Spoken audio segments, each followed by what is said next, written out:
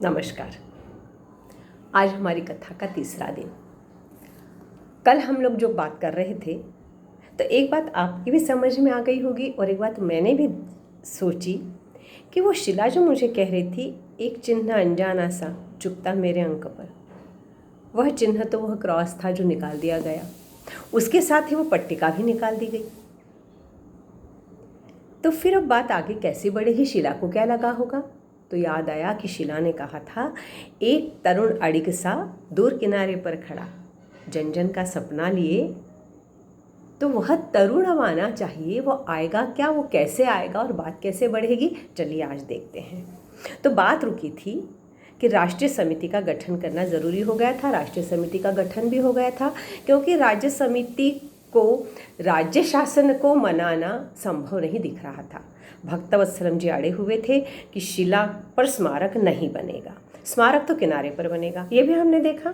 और समिति ने तय भी कर लिया कि आज हम पट्टिका लगाएंगे, स्मारक तो शिला पर बनाएंगे ही बनाएंगे। और रामकृष्ण मिशन के चिन्मयानंद जी ने अपना अनुदान भी पहला दे दिया। पर अब प्रश्न यह था कि कोई ऐसा जनशक्ति को एकत्र, क्योंकि समिति संघर्ष नहीं चाह रही थी, जनशक्ति को अपने साथ लाना, शासन से बात करना, केंद्र शासन से बात करना, अब राज्य शासन तक बात नहीं है, केंद्र शासन से बात करना, यह सब दायित्व लेने वाला कोई एक व्यक्ति ज़रूर चाहिए था जो यह सब कुछ कर सके। समिति में विचार विमर्श जब शुरू हुआ तो बात एक तरुण पे आकर रुकी।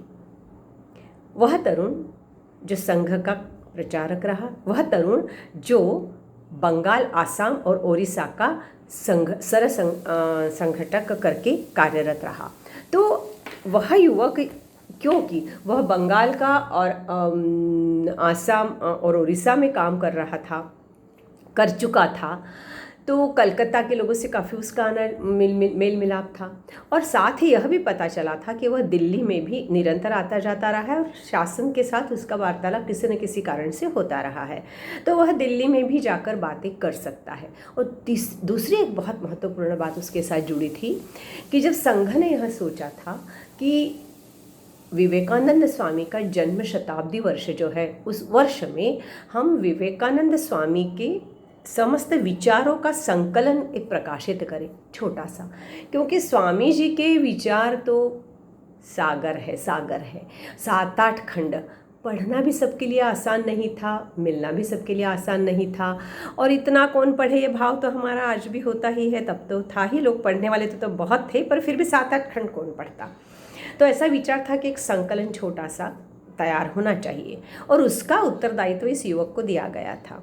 और उस उत्तरदायित्व को पूरा करने के लिए यह युवक कलकत्ता में जाकर रहा था, निरंतर 2 माह एक कमरे में खुद को बंद करके, और स्वामी जी के समस्त साहित्य का, समस्त विचारों का, समस्त लेखों का अभ्यास किया, अवलोकन नहीं किया, अभ्यास किया। और उसके आधार पर फिर विचारों के संकलन, गागर में सागर भरने का महती कार्य उस युवक ने किया।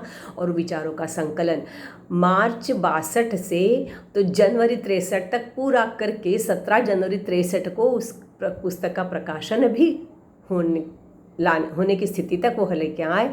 और उस पुस्तक का नाम है, आज भी वो पुस्तक आपको मिल सकती है, rousing call to Hindu nation.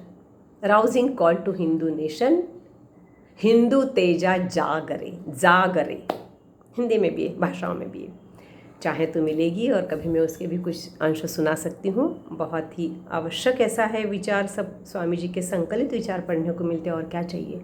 तो वह महती कार्य जब इस युवक ने किया तो इतने पूरे कालखंड में वह स्वामी जी के साथ भावनात्मक रूप से भी जुड़ा हुआ था। उस कार्य करने के पीछे उसका दृढ़ निश्चय भी पता चल रहा था, उद्देश्य और के प्रति लगन भी पता चल रही थी। और सबका ये विचार था कि यह युवक यदि हमारे साथ जुड़कर कार्य करता है तो स्मारक का कार्य आगे बढ़ सकता है। फिर सब समिति के लोग गोलवलकर गुरुजी के पास गए। गोलवलकर गुरुजी के पास जाने का उद्देश्य उस युवक के बारे में चर्चा करना और उनसे उस युवक के लिए अनुमति प्राप्त करना था। गोलवलकर गुरुजी के पास गए, तब की बात क्या हुई देखिए। ईश्वरीय संकेत होता है, संयोग होते हैं, और मैंने शुरू में ही कहा कि ईश्वर की इच्छा है तो काम आगे बढ़ता है। यह युवक उस दिन नागपुर में होना, यह एक संयोग का विषय था। क्योंकि पहले उसको सरकार्यवाहक का पद देकर काम करने में, पूरा प्रवास भारत का करने के लिए कुछ वर्ष पूर्व तक चल रहा था, क्योंकि सरकार्यवाहक का जो मूल कार्यवाहक थे दाणी जी, वो किसी कार्य से थोड़ा सा समय के लिए मुक्त होकर और निकले थे।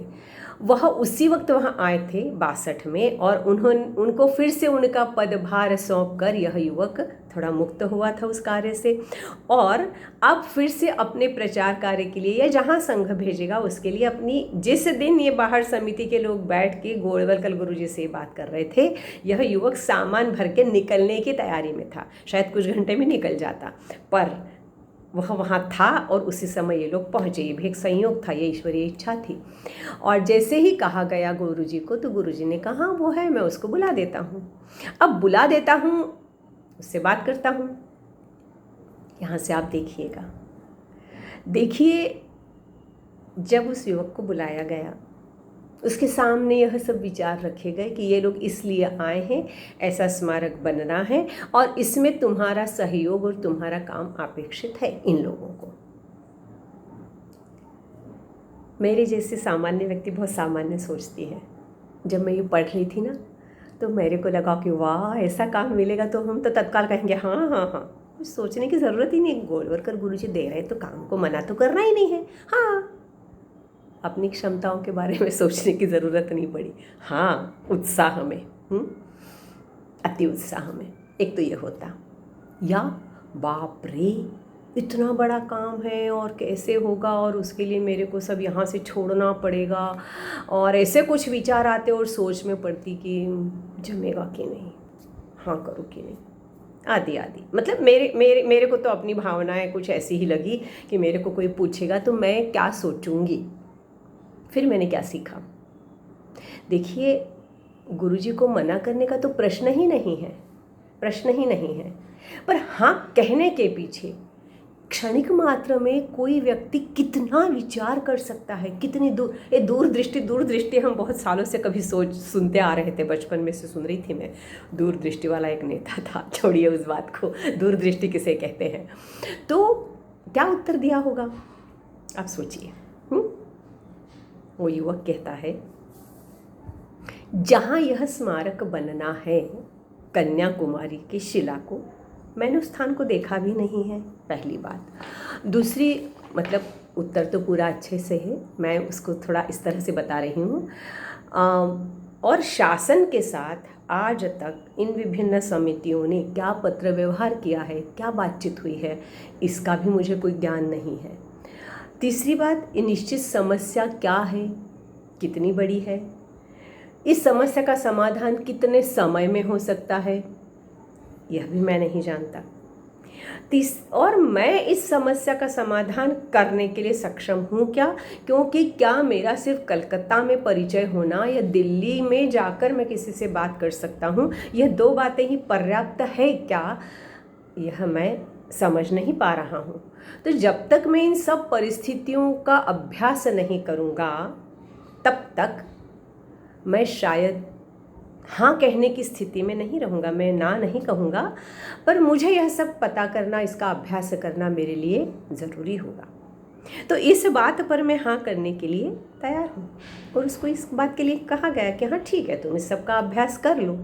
पर देखिए, कुछ क्षणों में कोई व्यक्ति उस अपने सामने जो कार्य दिया है उसके बारे में इतना विचार कर सकता है, करना चाहिए, यह हमें सिखाता है।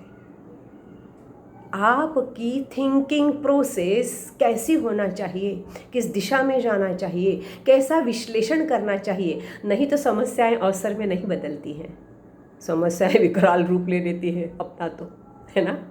तो समस्याओं को अवसर में बदलना आसान नहीं है, इसलिए हमारा वैचारिक मंथन हम हमेशा कैसा रखते हैं, बहुत कुछ बातें सीखेंगे आगे हम। पर सबसे पहली चीज़ जो मुझे लगी थी कि सही में इतना दूरदृष्टि होना, इसे दूरदृष्टि होना कहते हैं। फिर यहाँ हो गई।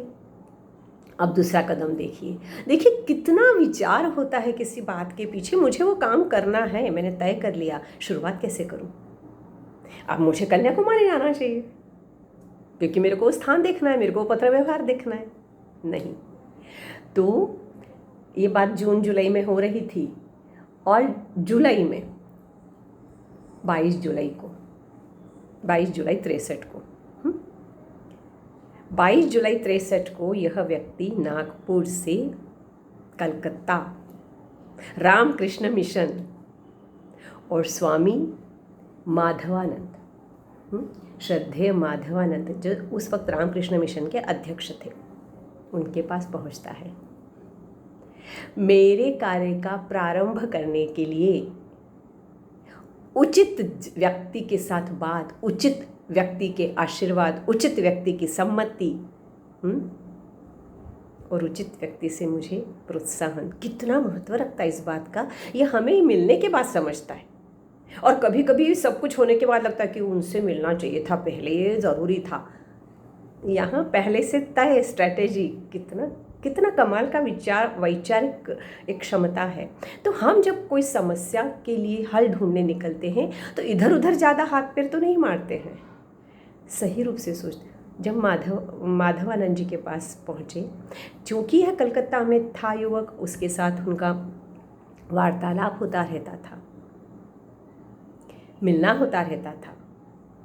कलकत्ता में अपने संघ के काम से होने के बावजूद इस विशिष्ट व्यक्ति के साथ मिलना, सत्संग करना, मार्गदर्शन लेना कितना महत्वपूर्ण है, यह व्यक्ति जानने वाला उनका संपर्क होने से सहज रूप से उन तक पहुँचे।